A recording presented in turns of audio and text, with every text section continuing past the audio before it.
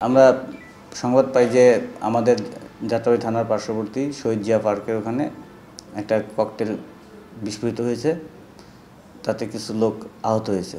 তো ঘটনার সংবাদ পেয়ে আমি আমার ইন্সপেক্টর অপারেশন খালিদ, ডিউটিরত অন্যান্য অফিসার সহ ঘটনাস্থলে যাই। ঘটনাস্থলে গিয়ে দেখি যে ককটেল বিস্ফোরণে যেখানে ঘটেছে ওখানে এই পারদ অর্থাৎ দাগ রয়েছে।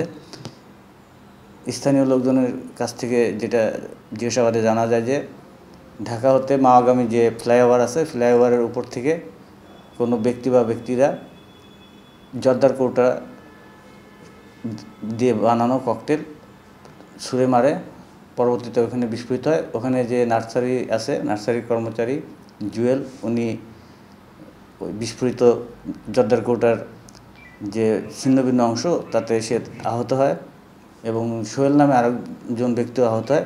পাশাপাশি অজ্ঞাতনামা আরও 4-5 জন সামান্য আহত হয়। জুয়েল যিনি, উনি পার্শ্ববর্তী একটা হসপিটালে চিকিৎসা গ্রহণ করেন, অন্যান্যরা যে যার মতো চলে যায়। তো আমরা এখন পর্যন্ত এ বিষয়ে কোনো অভিযোগ পাইনি। আমরা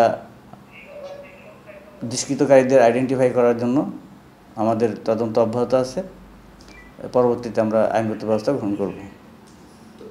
ইনজুরিটা কতটা মারাত্মক?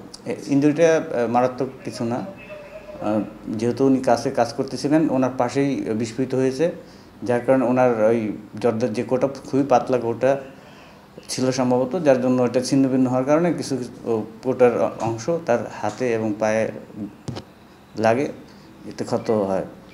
আর অন্যান্যদেরও এক জায়গা বা 2 জায়গায় এরকম তার ক্ষত সৃষ্টি হয়েছে। এই উদ্দেশ্য কি?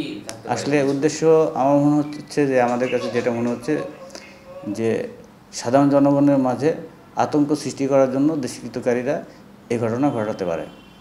এই ক্ষেত্রে আপনাদের পরবর্তী আমরা যারা আহত হয়েছে তাদের কাছ থেকে এখন পর্যন্ত কোনো অভিযোগ পাইনি। যদি অভিযোগ পাই সেক্ষেত্রে আমরা মামলা নেব। পাশাপাশি আমরা আমাদের যে জিডি আছে, আমরা জিডিতে বিষয়টি নোট দিয়ে রেখেছি এবং আমরা তদন্ত করতেছি কারা এই ঘটনা ঘটিয়েছে, তাদেরকে শনাক্ত করার চেষ্টা করতেছি এবং শনাক্ত করার সাপেক্ষে আমরা প্রয়োজনীয় আইনগত ব্যবস্থা গ্রহণ করব।